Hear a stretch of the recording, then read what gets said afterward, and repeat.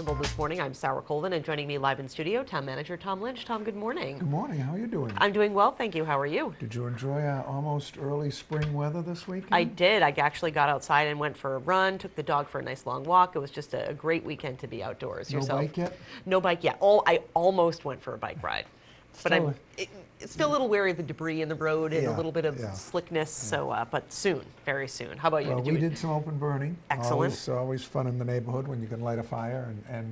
But the last storm brought down a lot of sticks, so it was easy to collect, have a nice fire, and feel like you're spruced up the yard a little bit. So. Absolutely, and it always smells so good. It's a lot of fun.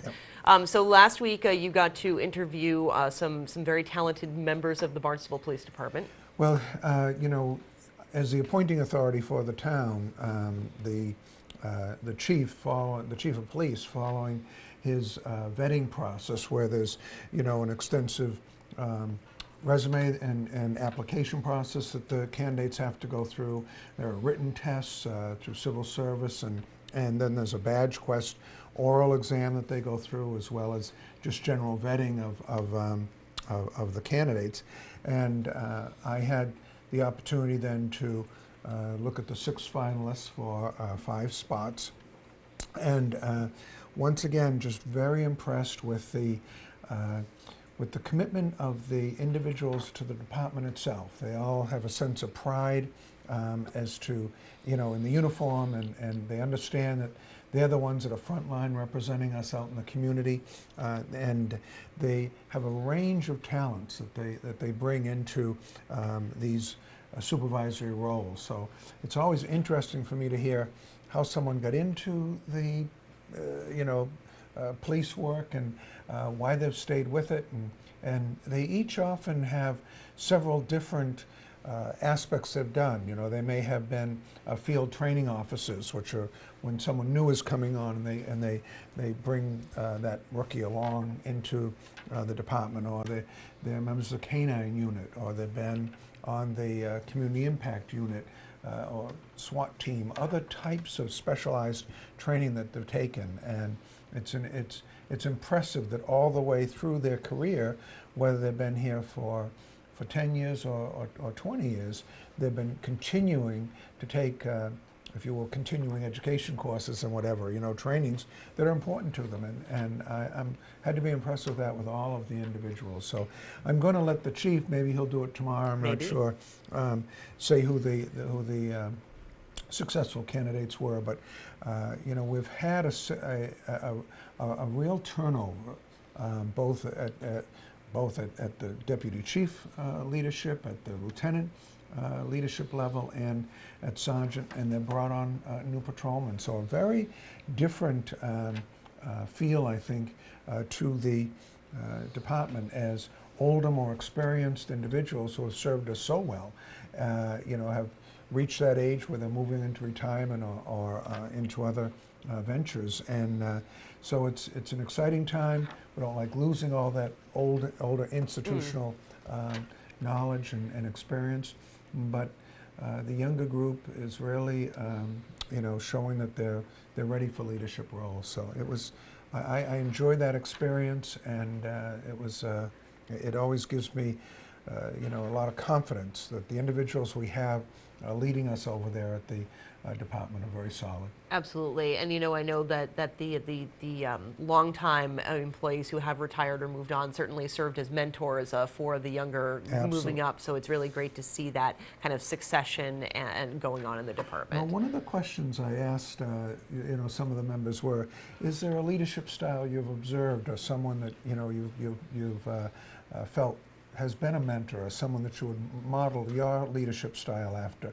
And almost all of them pointed out someone else in the department that they began working with when they came in as a rookie, or that they've worked with, and been one of their supervisors, and talked about that style and why they thought that was good. So you're right, there's a lot of sharing that goes on, which is very important to the health of an organization like the police department. Great. Well, we'll look forward to finding out just who those new sergeants are. So Tom, let's talk a little bit about the capital improvement plan. I know, moving right along on we're formulating the capital plan for fiscal 17. Well, we spent a lot of time on that last week, as we have over the last few weeks, because we start off with, hundreds of projects that are in the queue, and we have to keep narrowing that down. So we have cash that we use to fund some of these projects. We have bonding that we go through. We have alternative funding sources like the Community Preservation Committee that'll pick up some of the costs of some of the projects. And we also have the reallocation of certain funding that may have been bonded in the past, and for some reason that project was not followed through on, or there was leftover money a project came in under bid, and so we have some money left over. So we're looking at mixing and matching all of that different that money to different projects. So we've gone through the enterprise accounts, and we've gone through the general fund projects. We've narrowed it down to about 16 projects under enterprise, and some of those, because we've got to work a little closer on whether the enterprise fund can support what they've requested.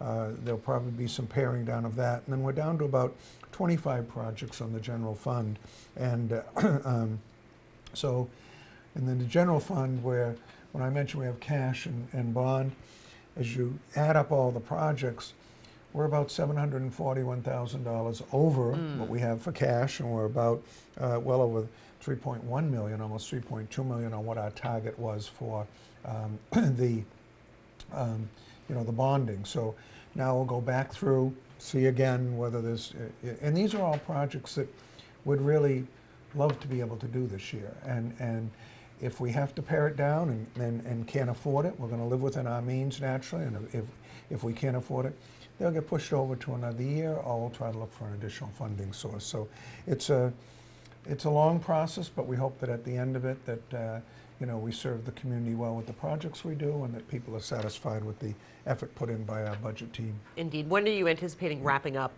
preparations for the fiscal 17? We'd like to, it'll go before the council on March 24th. We've got a target date in our budget action calendar of having the book published by the 17th.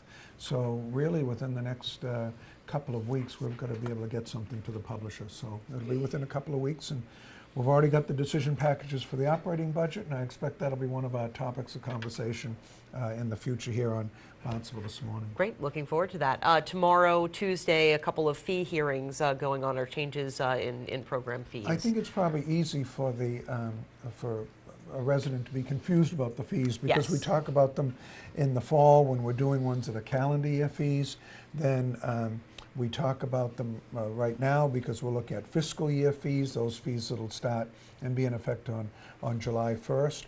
And and then we've got other fees. There are some that are going to be from Consumer Affairs that are going to be on the Town Council agenda for Thursday, and they're ones that the council set. So our fee structure is a mixture of a variety of all start dates, as well as who controls the funding of those fees. So tomorrow I'll be holding fees on the Hyannis water system, their rates and water pollution control, and as you mentioned in your newscast, also the Barnstable Recycle and Transfer Station will be up.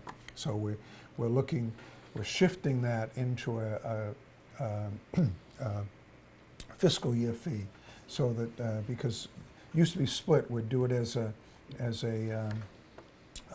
calendar year fee, and yet we had a new fiscal year starting, so midterm in that. So now we're going to get it in sync, so they'll have know exactly how much revenue they'll have to do their to meet all their expenses for the year. Indeed, great. And so, and then we also have the Sandy Neck regulations that Nina Coleman, who's the manager out there of the Sandy Neck Beach Park, will have her sitting with me to go over those, and they've been vetted through the Sandy Neck Advisory Board, and we'll see what folks think about hours of operation, certain open campfire permits, not running a generator between 10 at night and 8 in the morning, things like that.